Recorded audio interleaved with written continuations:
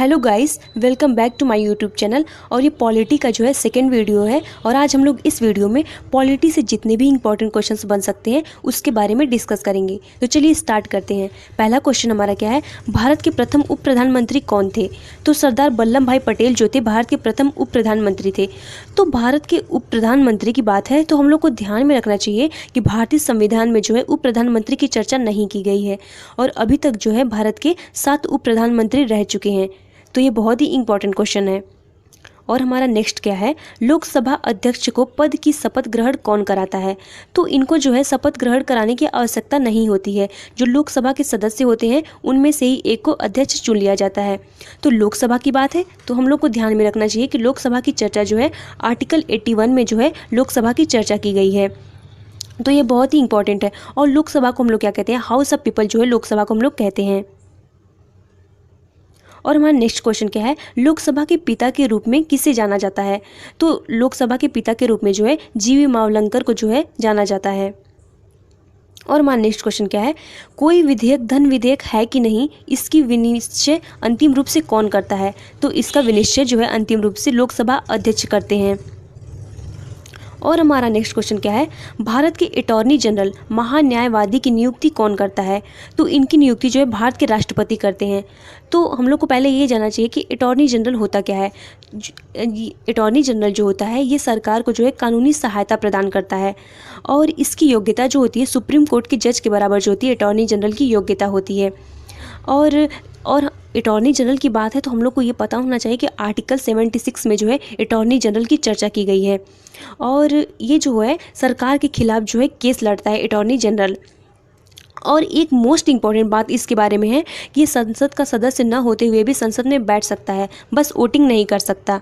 तो हम लोग को इतनी बातें अटॉर्नी जनरल के बारे में ध्यान में रखना है।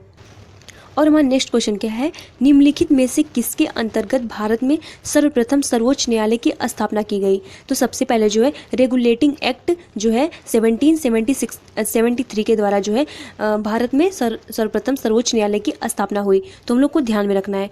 और हम लोग को ये भी ध्यान में रखना है कि सर्वोच्च न्यायालय की जो चर्चा है आर्टिकल 124 टू आर्टिकल 124 से जो है 147 तक जो है सुप्रीम कोर्ट की चर्चा है या यूनियन जुडिशरी की चर्चा है। तो ये भी हम लोग को ध्यान में रखना है। और हमारा नेक्स्ट क्वेश्चन क्या है, वर्तमान में सर्वोच्च न्यायालय में मुख्य न्यायाधीश के अतिरिक्त कितने न्यायाधीश का प्रावधान किया गया है? तो कितने न्यायाधीश का, 33 न्यायाधीश का जो है प्रावधान किया गया है, 33 होगा। और वर्तमान में जो है टोटल जो है 34 जज हैं। 34 जज में से जो है 33 जो है जज सुप्रीम कोर्ट के जज होते हैं और एक जो है चीफ जस्टिस ऑफ इंडिया है। तो ये भी हम लोग को ध्यान में रखना है। और हमारा नेक्स्ट क्वेश्चन क्या है, सर्वोच्च न्यायालय के मुख्य न्यायाधीश की नियुक्ति कौन करता है? तो सर्वोच्च न्यायालय के मुख्य न्यायाधीश की नियुक्ति जो है राष्ट्रपति करते हैं। और राष्ट्रपति जो है कोलोजियम की सलाह पे जो है मुख्य न्यायाधीश की जो है चीफ जस्टिस ऑफ इंडिया की नियुक्ति करते हैं। अब हम लोग को पता होना चाहिए कि कोलोजियम क्या होता है। कोलोजियम जो होता है सुप्रीम कोर्ट के 5 सीनियर जज होते हैं, उनको जो है कोलोजियम कहा जाता है। उनकी सलाह पे जो है चीफ जस्टिस ऑफ इंडिया की नियुक्ति होती है। और हम लोग को पता हो चीफ जस्टिस ऑफ इंडिया का योग्यता क्या होता है।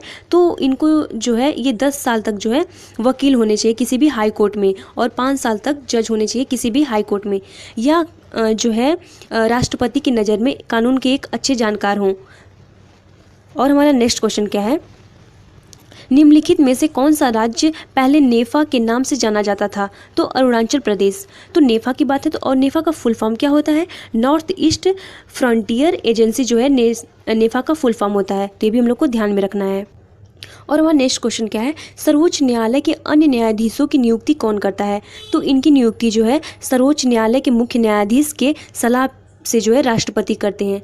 तो सर्वोच्च न्यायालय के जो अन्य न्यायाधीश अन्य जज होते हैं उनकी नियुक्ति जो होता है जो चीफ जस्टिस ऑफ इंडिया होते हैं, चीफ जस्टिस ऑफ इंडिया, और जो होते हैं हाई कोर्ट के चीफ जस्टिस होते हैं उनकी सलाह पे जो है इनकी नियुक्ति किया जाता है। तो ये हम लोग को ध्यान में रखना है।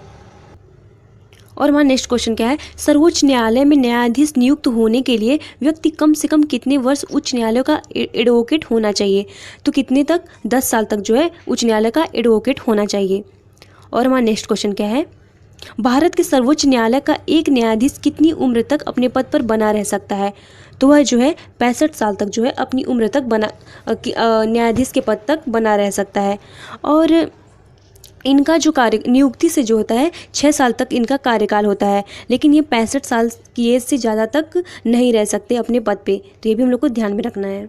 और हमारा नेक्स्ट क्या है, भारत में न्यायपालिका है, तो भारत की न्यायपालिका कैसी है, एक स्वतंत्र न्यायपालिका है, तो ये हम लोग को ध्यान में रखना है।